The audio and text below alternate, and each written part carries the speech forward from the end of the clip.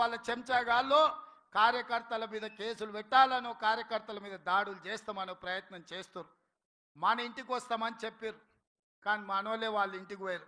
చింతపండు అయినాక చెప్తారు మా ఇంటికి వచ్చి తన్నీరని.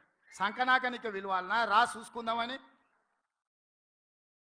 అందుకే నేను చెప్పిన, నేను లేను, శాంతి భద్రతలు వస్తానే చూసి శాంతి భద్రతలను సరిదిద్దండి అని చెప్పిన. మా కార్యకర్తలు ఎవరి జోలికి పోరు, కానీ ఎవరన్నా మా జోలికి వచ్చి మా మంచితనాన్ని చేతగాని తనం అనుకుంటే చింతపండు అవుతుందని నేను చెప్పదలుచుకున్నా.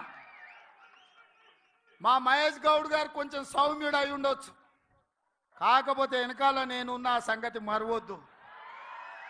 ఎవరన్నా ఏదన్నా అధ్యక్షుడిగా సౌమ్యుడు వచ్చిండు, మా ఆటలు సాగుతాయి, ఊర్లలో మా ఇష్టం వచ్చినట్టు చేయొచ్చు అని ఎవరన్నా అనుకుంటుర్రేమో. నేను వెనకాలనే ఉన్న బిడ్డ, ఎవరన్నా మా కార్యకర్తల జోలికి వస్తే ఒక్కడొక్కడికి ఉంటుందని నేను చెప్తున్నా. మహేష్ గౌడ్ గారు